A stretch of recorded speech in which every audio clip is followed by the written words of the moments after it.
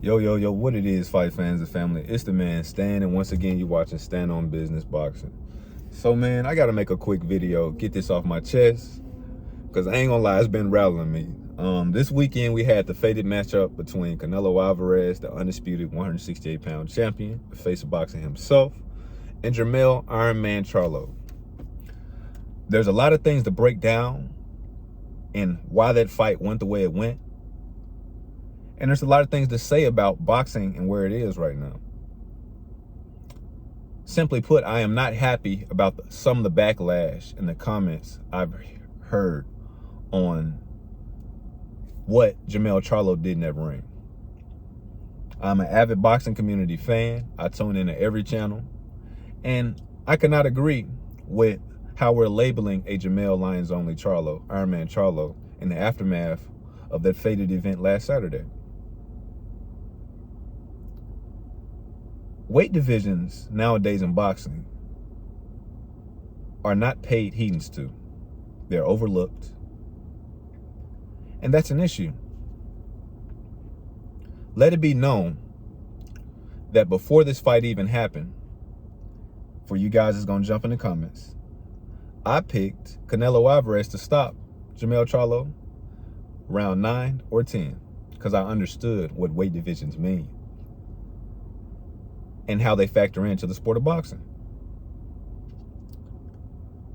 Jermell Charlo, who is undisputed at 154, jumped up 2 weight divisions to fight Canelo Alvarez, the fate of boxing, at 168. 13 to 14 pound difference. Pay attention to how Canelo Alvarez became undisputed in that 168 pound division. He knocked out Liam Smith, Caleb Plant. He broke Billy Joe Saunders' face. And he stopped Avni Yildirim. There's an asterisk by that, of course. I didn't tune into the fight because I wasn't a fan of him fighting a guy of Avni Yildirim's caliber for a championship belt at 168. But to say the least, he stopped him.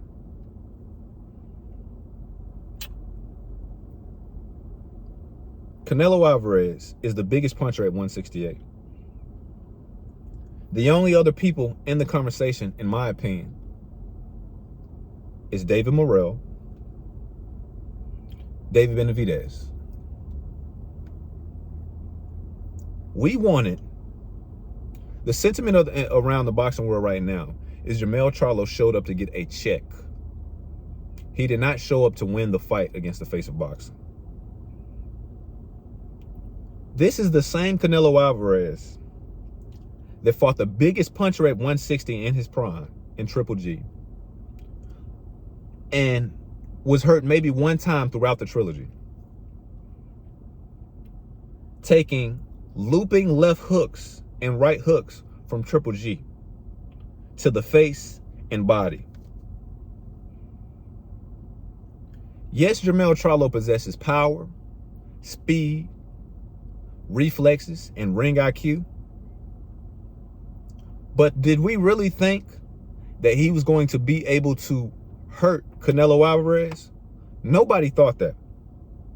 I don't care what nobody says. Nobody thought that Jermell Charlo, who's been fighting at 154 for the most of his career, was going to be able to carry his power up 2 weight divisions and fight a man who in 60 fights has maybe been hurt twice.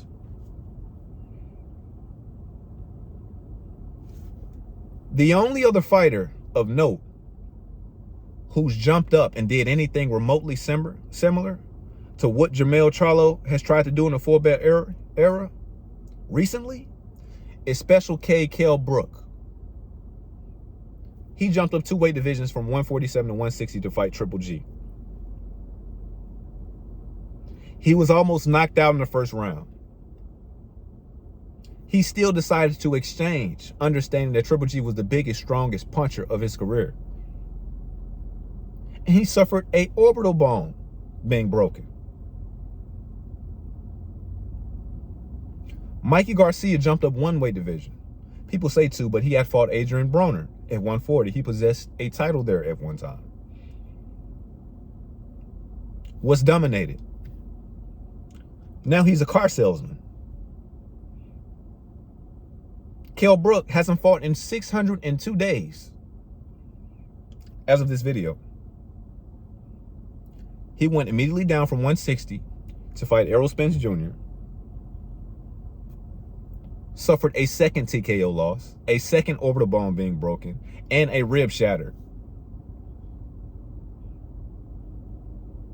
That Triple G fight took a lot out of him.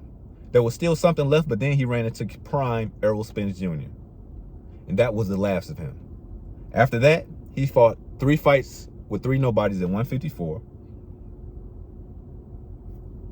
Stayed out of the ring a year and a half, blew up to 200 pounds, and had crack cocaine allegations against him heading into the Terrence Crawford fight, and was TKO'd in the 4th round.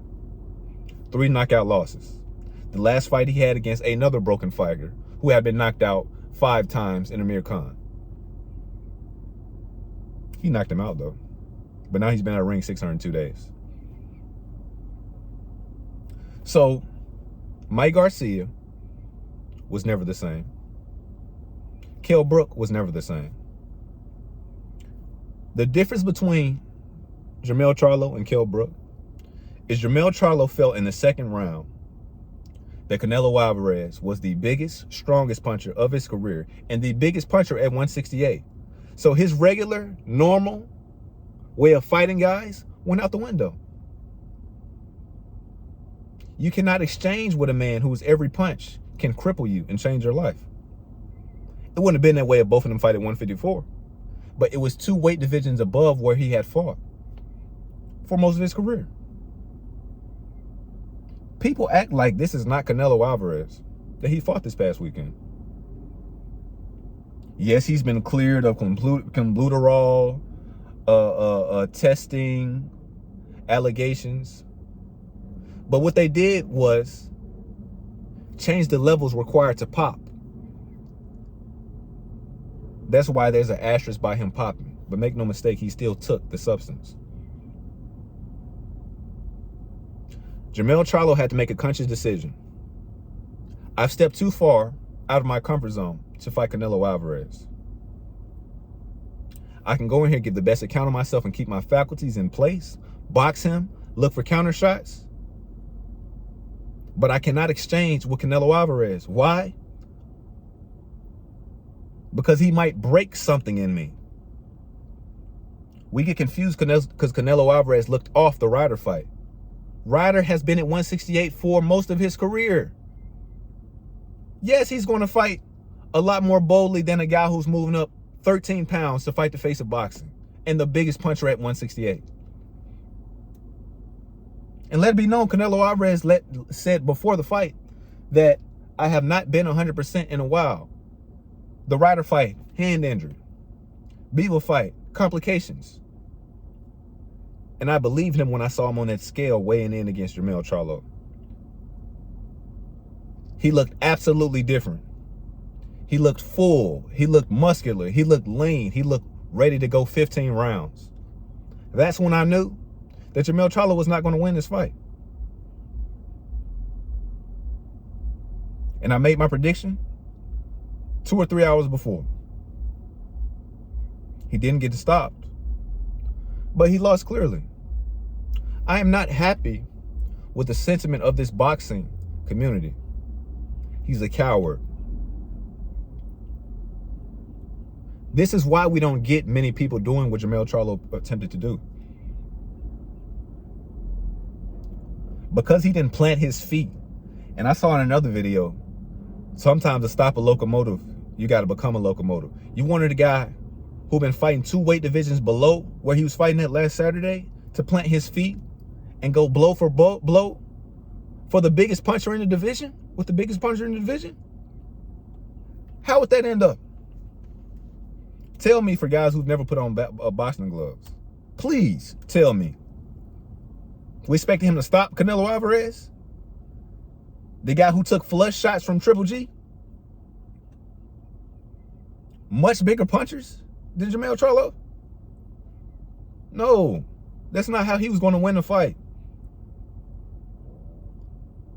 But now, He tested his limits.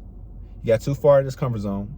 We get to see him return to 154 and get some great matchups that we wanted to see in the first place. Tim Tszyu, possibly the best fighter in the world, Terrence Crawford,